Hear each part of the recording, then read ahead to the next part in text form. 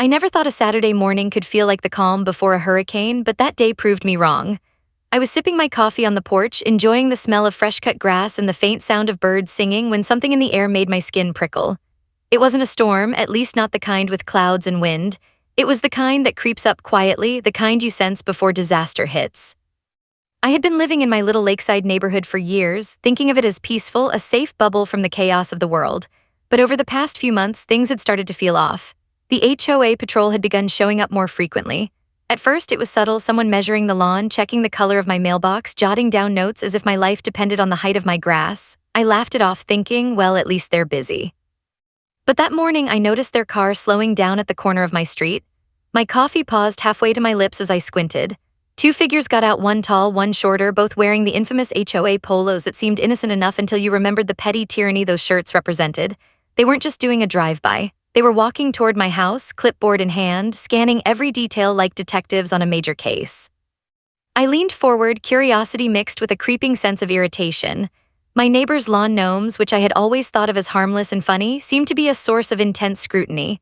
One officer walked past my fence, peering at the gnomes as if they were coded messages from some secret society. I couldn't help but mutter under my breath, are they really this bored? I tried to remind myself to stay calm. After all, I had nothing to hide. My lawn was perfect, my mailbox perfectly within code, and my garden, well, it had a few wildflowers that might technically violate the HOA's orderly standards, but I liked them. Still, watching them stride across my property without so much as a knock on my door, my calm started to evaporate. I set my coffee down, feeling my pulse quicken. My instinct screamed, this is not okay. Trespassing isn't just rude, it's illegal. Yet here they were, clipboard-wielding, rule-enforcing, self-important enforcers thinking they could stroll onto my land like it was public property. I could see the shorter officer trip slightly over the edge of my flower bed, muttering something under his breath. The taller one scribbled furiously, glancing around nervously as if expecting the neighbors to cheer them on. I thought about confronting them politely, maybe just asking them to step back, but something inside me tightened. These people weren't here to discuss community issues, they were here to intimidate. My mind raced through the possibilities, all the little legal ways I could remind them that my property wasn't theirs to patrol. I walked inside, trying to calm the rising heat in my chest. I went to my safe and opened it, my hands deliberately slow so my own tension didn't make the movement obvious. There it was, my shotgun, sitting quietly in its case, not for threatening anyone but for making sure that my home and everything I loved inside it was respected. My finger traced the cool metal and I felt a strange mixture of reassurance and adrenaline. By the time I stepped back onto the porch, coffee now forgotten, the HOA patrol was still on my lawn. Their presence, once laughable, now felt invasive, aggressive, even foolish, but dangerous in their own narrow way. I stood tall, watching them, waiting to see what they would do next. Their confidence, so apparent just minutes ago, wavered slightly under my steady gaze. Something inside me clicked. I realized this wasn't just about me anymore, it was about principle, about standing up when someone thinks they can overstep simply because they wear a badge that says community enforcement. And in that instant, I knew I wasn't going to let this slide, not this time. I tightened my grip on the shotgun case and took a deep breath. The calm was over. Whatever was about to happen, it was going to happen on my terms. And that's when one of them, completely oblivious to the tension I was holding like a coiled spring, walked another step onto my property. That one step, that tiny motion, was all it took to turn a quiet morning into a showdown that neither of us would forget. I watched them take another step onto my property and something inside me snapped. At first, I tried to convince myself to stay calm, maybe they'll just inspect and leave, but the way they carried themselves, it wasn't inspection, it was ownership. They strutted across my lawn like they had a legal right to be there, clipboards bouncing, pens scribbling, eyes scanning every corner. I realized right then that words weren't going to stop them. I stepped closer, my palms brushing against the wooden railing of my porch, trying to think rationally. What's the smartest move here? My mind raced through possibilities, but reason and anger collided. I could hear my heart thumping and the dogs inside started barking, sensing the tension. One of them, the taller one, leaned down to examine the edge of my garden bed, muttering something about non-compliant landscaping. I clenched my jaw. I tried calling out to them politely. Excuse me, that's my property, you need to step back. My voice carried over the lawn, calm but firm. They barely looked up, as if my words were background noise, like a radio humming in the corner. The shorter one scribbled something down, probably trying to justify their presence with some bureaucratic nonsense. I could feel my patience fraying, every second stretching into what felt like an eternity. I walked inside and closed the door behind me. The sound of my own heartbeat echoed in my ears as I moved to the safe. My fingers worked quickly, unlocking the latch, revealing the shotgun I kept for protection. Not for shooting anyone on my lawn, I reminded myself, but as a deterrent. Something about its presence gave me a strange sense of calm. I could already hear the HOA officers' oblivious chatter from outside, completely unaware that their game had just changed. With the shotgun in hand, I stepped back onto the porch, keeping it pointed downward. I didn't raise it at them yet, that wasn't my style. I wasn't here to escalate unnecessarily. I just needed them to understand that trespassing isn't just annoying, it's illegal. And for the first time, I could see a flicker of uncertainty in their eyes. The taller officer froze mid-step, clipboard dangling from one hand, as if the presence of my firearm had suddenly transformed me from a homeowner into a force of reckoning. I called out again, louder this time, my voice steady and unwavering. "This is private property, you do not have permission to be here. Leave now or law enforcement will be involved." There was a pause, a silence that felt like it stretched into minutes. My neighbors peered cautiously from behind curtains and blinds, watching the standoff unfold. I could almost hear their thoughts, is this really happening? The shorter officer glanced nervously at the taller one, and they muttered something about HOA rules, as if those rules gave them the right to ignore the law. I shook my head, suppressing a laugh at the absurdity of it all. They were so focused on their tiny, bureaucratic universe that they couldn't see the bigger reality.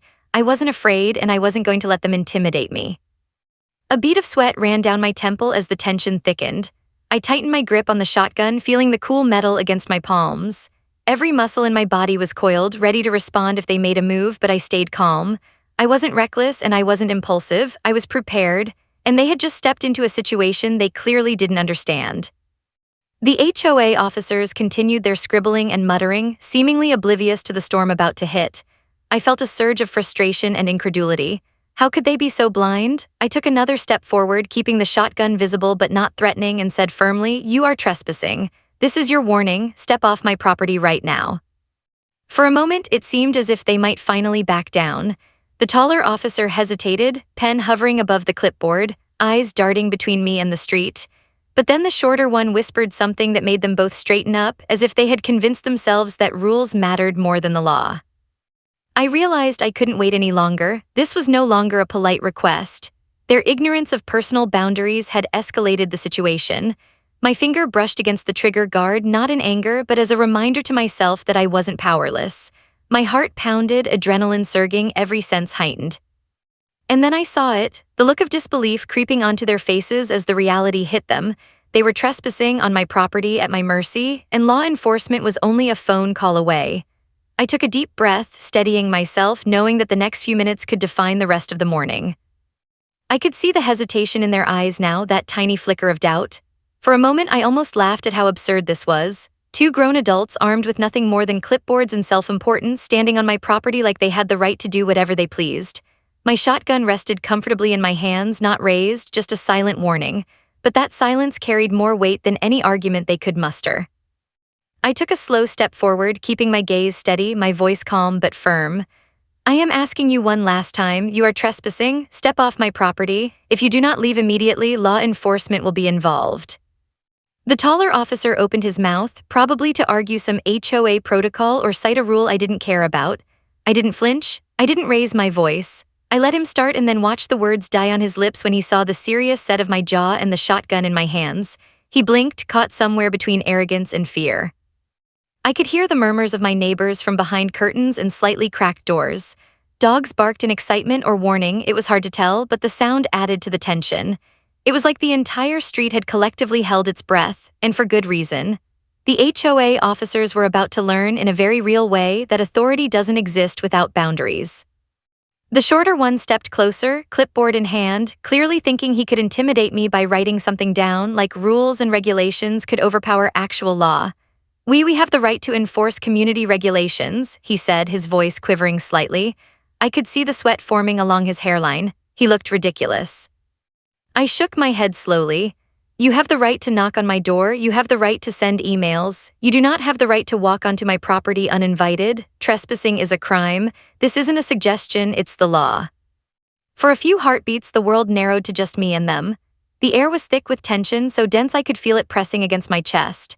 My finger brushed lightly along the trigger guard, not in anger, not in aggression, but as a reminder to myself I was in control here. Every sense was heightened. I could hear the scribbling of pens, the rustle of their clothes as they shifted uneasily, the faint hum of distant traffic, but everything else faded. Then came the first sign of real hesitation. The taller officer's knees bent slightly as if he wanted to take a step back but didn't know if it was allowed. The shorter one glanced at him nervously, and for a second it seemed like they might retreat. But then, as if reading my thoughts, the shorter one straightened up, muttering something to his partner about HOA authority. I sighed inwardly. They weren't going to back down until the law made them. That's when I reached for my phone and dialed the sheriff's office, keeping my eyes on them the entire time. I spoke calmly, clearly explaining the situation.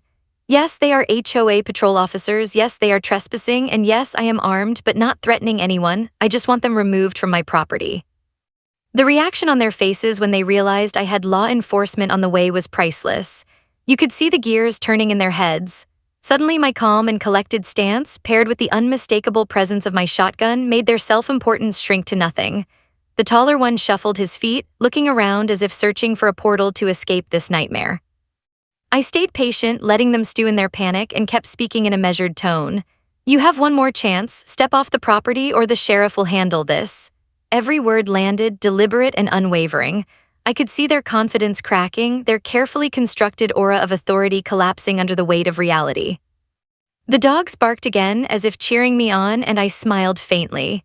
This was no longer a matter of property. It was a matter of principle, of standing up for what's right when someone thinks they can steamroll over the rules of decency and the law. Then in a small, almost imperceptible moment, the taller officer's pen slipped from his fingers, hitting the grass. The shorter one froze, their gaze shifting nervously between me and the street. That's when I knew any moment now, things were going to escalate further and the arrival of law enforcement would be the tipping point. I tightened my grip on the shotgun one last time and waited, letting the tension stretch and linger. Every second felt like an eternity. I didn't have to do anything yet, their fear was already doing the talking. And as the distant wail of sirens started to reach my ears, I allowed myself the tiniest, almost imperceptible smirk. The storm I'd sensed brewing that morning was finally about to arrive. I could hear it before I even saw it, the faint wail of sirens in the distance, growing louder, cutting through the quiet suburban morning like a warning bell. My pulse quickened, but this time it wasn't panic, it was anticipation. Finally, help was on the way. Finally, someone who actually understood the law was going to show up and deal with these clipboard-wielding tyrants. The HOA officers didn't hear it at first. They were too busy arguing amongst themselves, muttering rules and citing bylaws as if any of it mattered when they were standing on private property. I kept my shotgun lowered, a silent, steady reminder that I wasn't bluffing. But I knew their confidence was crumbling. I could see it in the way their shoulders slumped ever so slightly, the way their pens wavered over clipboards, the way their eyes darted nervously toward the street. I decided to break the silence. The sheriff is on their way, you have one more chance to leave peacefully before things get serious. My voice was calm but firm. I wasn't shouting, but there was an unmistakable edge to it, one that let them know I meant business. For a moment, I thought they might finally step back. Maybe they would realize this wasn't just another minor dispute over lawn height or mailbox color. But no, the shorter one raised his chin and muttered something about authority again, like repeating the word would make it true. I sighed, frustrated but also oddly amused. Watching them cling to imaginary power while the real law was speeding toward them was almost comical. Almost. The sirens got closer, and the sound drew the attention of neighbors who hadn't been watching yet. Windows cracked open, heads popped out, and I could feel the eyes of the entire street on this standoff. The dogs had gone completely berserk, barking and running in circles, adding to the tension. Every sound seemed amplified, every heartbeat echoing in my ears. I tightened my grip on the shotgun just slightly, making sure it was visible but not raised. I wasn't looking for a fight, I was looking for compliance. And I knew that within minutes, the law would arrive and handle the situation properly. Then it happened. A patrol car rounded the corner, lights flashing, engine rumbling. The HOA officers froze mid-step, their eyes widening. The taller one opened his mouth, probably to start a new argument, but I could see his confidence evaporate instantly. The shorter one glanced at his partner, eyes wide, lips pressed tight, like they had suddenly realized they might be the ones in trouble. The sheriff stepped out of the car, calm and authoritative, scanning the scene. I kept my shotgun visible but lowered, knowing I had done everything right. I wasn't the aggressor, these two had crossed the line. The sheriff nodded at me once, a silent reassurance that I was on the right side of this confrontation. The HOA officers immediately tried to speak at once, raising their hands, waving clipboards, trying to justify their actions. We're enforcing community regulations, the shorter one yelled. They can't just call the police over a minor HOA matter. The sheriff raised a hand, silencing them instantly. "You're trespassing," he said flatly, voice carrying authority that no HOA badge could match. "Step off the property. You are under citation or arrest if you do not comply immediately." I could see the panic set in fully now. One of them stumbled backward, clipboard flopping to the ground, while the other shuffled nervously, muttering excuses under his breath. The reality of the law, which they had ignored for so long, hit them hard. I allowed myself a small, satisfied grin. The sheriff approached the HOA officers, explaining their trespass and the consequences. I watched as their faces turned red as the absurdity of their position became painfully clear. They had acted like they were above the law, and now the law was standing right in front of them, unimpressed and unyielding. I felt a strange mix of relief and triumph. My property was safe, my principles were intact, and the absurdity of it all, the seriousness with which they had approached their imaginary authority, made the whole ordeal almost surreal. My neighbors peeked from behind curtains and doors, whispering, pointing, and some even cheering quietly. As the sheriff began to process the citations and explain their rights, I stepped back, letting the professionals handle what I had prepared for. The tension in the air slowly shifted from uncertainty to disbelief on the part of the HOA officers. The clipboard enforcers who had strutted onto my lawn with so much self-importance were now silent, humbled, and very aware of the real consequences of trespassing.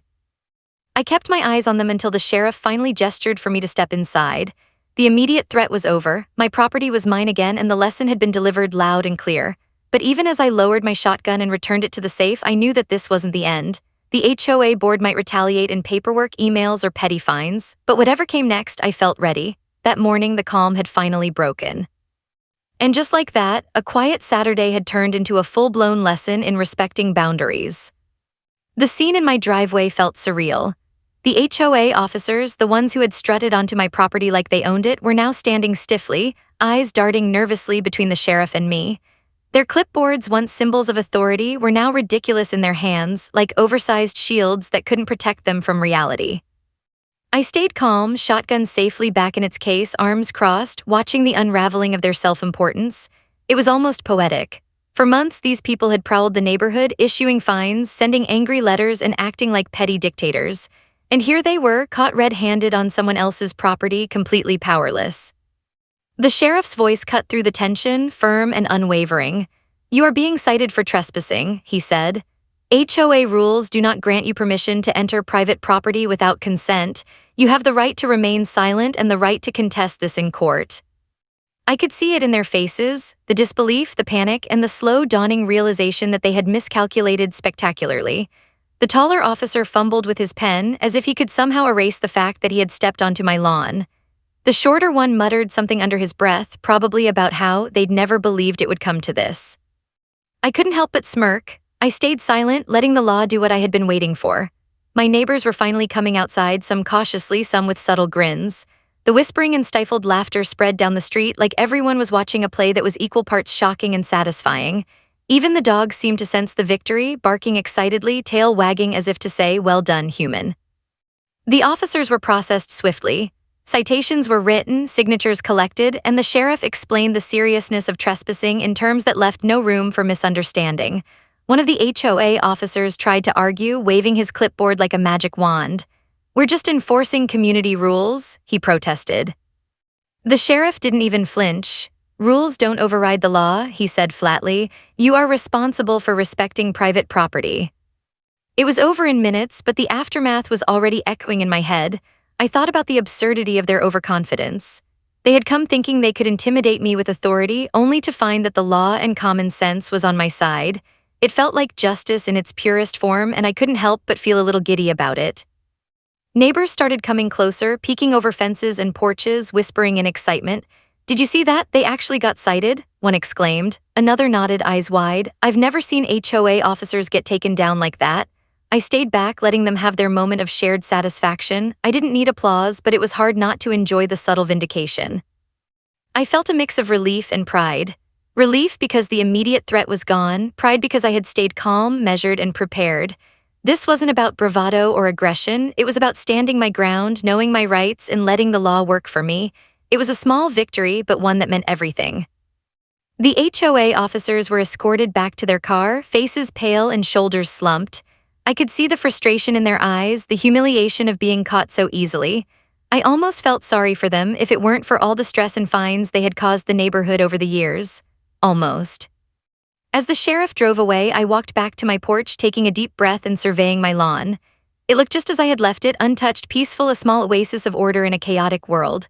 The garden gnomes were still standing, one slightly tilted from where the officer had tripped over it. I straightened it, smiling. Somehow, that little gesture felt symbolic. The neighborhood had survived, the lawn was intact, and justice had been served. And yet, deep down, I knew this wasn't the end. The HOA board might sulk, plot, or retaliate in paperwork, emails, or petty threats, but whatever they tried next, I felt ready. This morning had taught me something important. You can't let fear or rules you don't respect dictate your life. You have to stand up, stay calm, and be prepared to protect what's yours.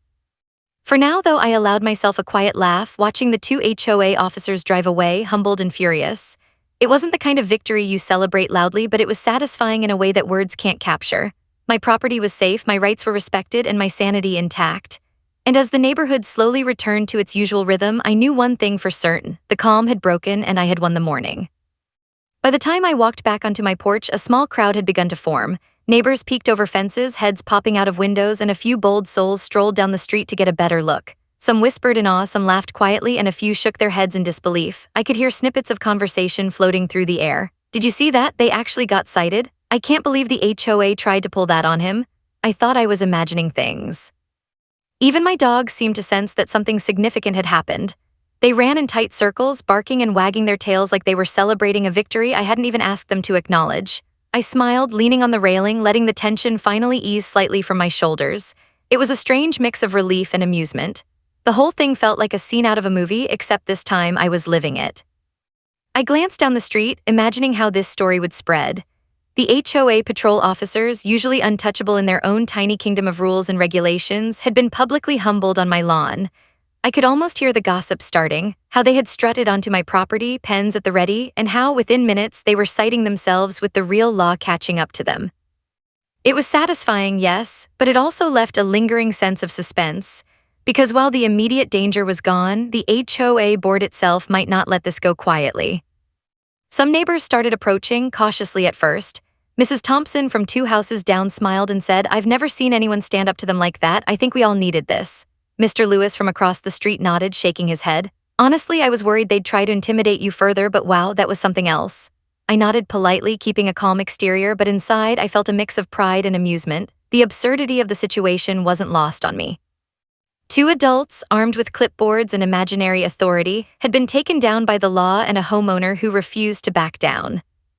The gossip spread fast. I could hear it whispered in windows in the local coffee shop, even in passing cars. Neighbors who had never spoken to me beyond polite hellos were now giving nods of approval, small smiles that said, "We see you. We're glad someone stood up." It was a small community, and this little standoff had become the event of the week. The sense of camaraderie it created was unexpected but welcome.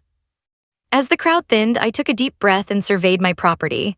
The garden gnome that one of the HOA officers had tripped over was slightly tilted, and I straightened it, chuckling to myself. Symbolic, really. The gnome had survived, the lawn was intact, and I had survived too, intact, victorious, and a little amused by the chaos. But even as I felt this victory, a flicker of caution ran through my mind. The HOA board wasn't done. They might sulk, plan retaliation, or send petty emails filled with threats and fines. I knew them too well. Their sense of authority was fragile, and their pride had been bruised badly. And when pride is hurt, people do unpredictable things. I shook off the unease, knowing I had time to prepare. For now, I let the humor of the situation take over. I imagined the HOA officers driving home, trying to explain to their friends and families why they had been cited on someone else's lawn. I imagined them rehearsing excuses and justifications, none of which would erase the reality of what had happened. That night, as the street quieted and the sun began to set, I reflected on the day. The adrenaline was fading, replaced by a warm sense of accomplishment. I had stood my ground, followed the law, and reminded everyone, including myself, that boundaries exist for a reason. Property lines, rules, and respect, they all mattered. And when someone ignores them, there are consequences. Still, a small part of me smiled at the thought that the story wasn't over. The HOA might try to retaliate, but I had learned something crucial. When you are prepared, calm, and know your rights, even the most self-important people can be humbled. And if they tried to push further, I would be ready. For now, though, I leaned back on my porch, letting the sounds of the neighborhood settle around me. The hum of distant traffic, the occasional bark of a dog, and the faint whispers of neighbors made the world feel alive, safe, and oddly satisfying. The gnome stood proudly in the garden, a small sentinel watching over the victory, and I knew deep down that whatever came next, I had survived the storm, and that was just the beginning. The next morning, I woke up to an inbox full of HOA drama. Hundreds of emails, all subject lines dripping with thinly veiled threats. Violation notice, immediate response required, community compliance reminder. I leaned back in my chair, sipping my coffee, and let out a quiet laugh. These were the same people who had just been cited for trespassing on my property, and now they were trying to assert control through emails. The first one, from the HOA president herself, was almost comical in its desperation. "We are deeply concerned about your recent behavior," it read. Concerned? Really? I nearly spit out my coffee. The message went on to threaten fines, community hearings, and legal action if I didn't respond. I scrolled down, reading between the lines, noting the absurdity. These were the same people who had been standing on my lawn minutes ago, powerless and panicked. I decided to respond carefully. I didn't want to escalate unnecessarily, but I also wasn't going to let them intimidate me. I drafted a polite but firm reply, attaching screenshots from the sheriff's report citing the trespassing incident and calmly stating that their actions were illegal. I hit send and leaned back, watching as my own sense of satisfaction mixed with anticipation. This wasn't the end, this was just another round of the HOA's attempts to reclaim imaginary authority. Over the next few hours, the emails kept coming. One tried to threaten me with a community compliance hearing, another with a fine for inappropriate property use. I opened each one, reading them aloud to my dogs, who seemed utterly unimpressed. "Really? That's your angle?" I muttered, shaking my head. It was almost surreal. These were professional adults, yet the messages were childish and desperate. Neighbors started emailing me privately, sharing their own stories of absurd fines, petty rules, and ridiculous warnings. It felt like a secret alliance was forming. Everyone had been quietly frustrated with the HOA's overreach for years, and now they finally had a public example of someone who had stood up and won. One neighbor even joked that I should run for HOA president myself just to turn the tables. I laughed, imagining the chaos if that ever happened. By mid-afternoon, the tone of the emails shifted. The threats became more frantic, more convoluted, as if the board was panicking. They tried to assert authority by citing vague rules, complex bylaws, and even referencing their community standards handbook. I clicked through some of the attachments, reading carefully.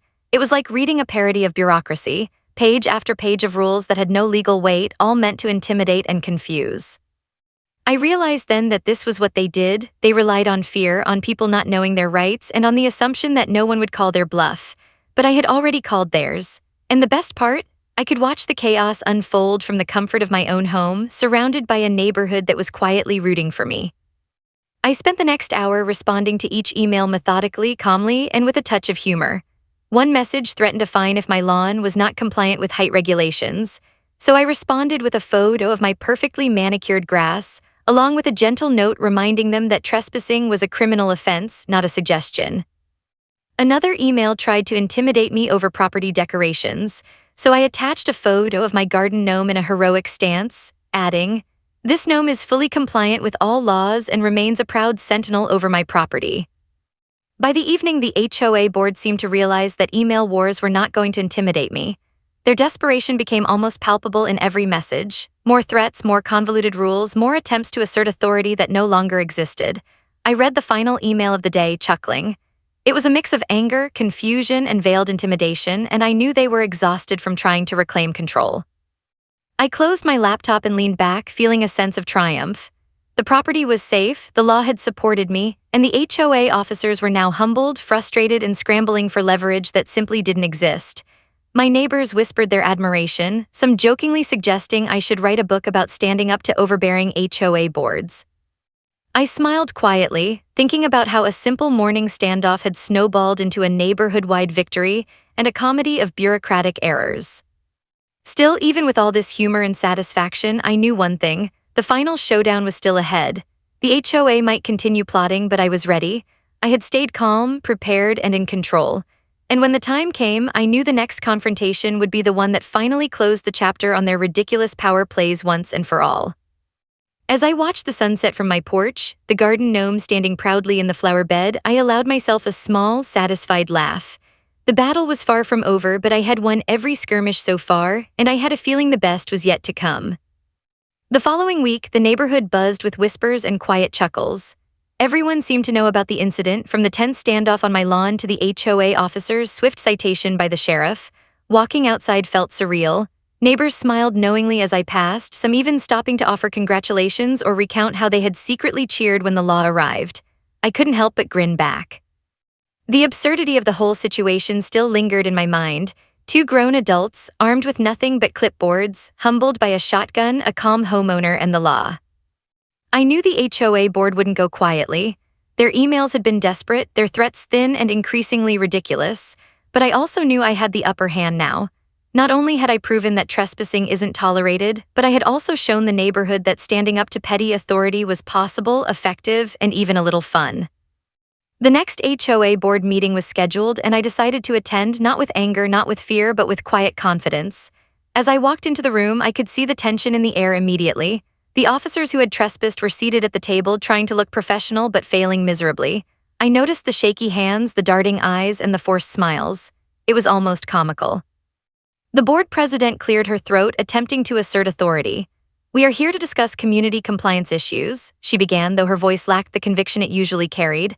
I listened patiently, leaning back slightly, arms crossed. I had nothing to fear. Every argument, every rule they cited, every thinly veiled threat had already been nullified by the law, the sheriff, and the neighborhood's watchful eyes. When the taller officer tried to bring up the incident on my property, I calmly interrupted. "With all due respect, that matter has already been addressed by the proper authorities. Trespassing is a violation of the law, not a minor HOA infraction. I suggest we move on to topics that don't involve ignoring private property rights." My tone was firm, polite, but unmistakably decisive. Murmurs filled the room. The board seemed shocked that someone could calmly, logically, and publicly dismantle their overblown sense of authority. The shorter officer attempted to interject, but I held up a hand. "You may speak after reviewing your actions and understanding that the sheriff's report and citations stand as evidence. Until then, I suggest we keep this civil and factual." I could see the frustration radiating off them in waves. They had spent years acting like they were untouchable, dictating minor details of life in the neighborhood, and now, in front of the entire board and witnesses, they had no power. The absurdity of the situation wasn't lost on me. I smiled quietly to myself, feeling a mix of vindication and amusement. The meeting continued, with the board trying and failing to regain composure. I sat quietly, watching them fumble through their agenda, fumbling through their rules, and realizing that their influence had diminished significantly. The neighborhood members present quietly offered support, nodding at me, whispering encouragement. It was surreal yet satisfying to see the balance of power finally shift. By the end of the meeting, the board had little choice but to acknowledge reality. Trespassing was illegal, my property rights were intact, and any further attempts at intimidation would be documented and addressed legally. The officers left the room visibly deflated, the board president muttering under her breath as she scribbled notes for damage control. I had expected nothing less. Walking back to my house afterward, I felt an overwhelming sense of relief and triumph. The neighborhood was quiet again, yet different, lighter, freer, and more confident. I waved at neighbors as I passed, many of whom were grinning knowingly, finally liberated from the fear of petty enforcement. My dogs ran alongside me, tails wagging proudly as if they knew they had witnessed history in the making. That evening, as the sun dipped behind the trees, I stood on my porch, surveying my property. The garden gnome still stood proudly in the flower bed, untouched, symbolic of the small victories that matter most. I reflected on the morning of the standoff, the sheriff's arrival, the email wars, and the board meeting. It all felt like a lifetime of lessons compressed into a few days. I realized then that defending your rights isn't about aggression. It's about staying calm, knowing the law, and being prepared to act when boundaries are crossed. Sometimes, standing firm with quiet confidence is the most powerful weapon of all. And humor, as I had learned, can be a secret ally, turning absurdity into a form of victory. As I closed the gate and settled in for the evening, I allowed myself a small, contented smile. The HOA had learned their lesson, the neighborhood had watched justice unfold, and my property and peace of mind was secure. Life returned to normal, or at least the new normal, one where the garden gnome stood tall, the lawn remained unthreatened, and I knew without a doubt that standing up for what's right was always worth it. And just like that, the battle was over. But the story, the laughter, and the lessons would live on in every whispered conversation, every knowing smile, and every tilt of that proud little garden gnome. Every HOA has a story on HOA Headaches. You'll hear the ones they tried to bury. Subscribe today.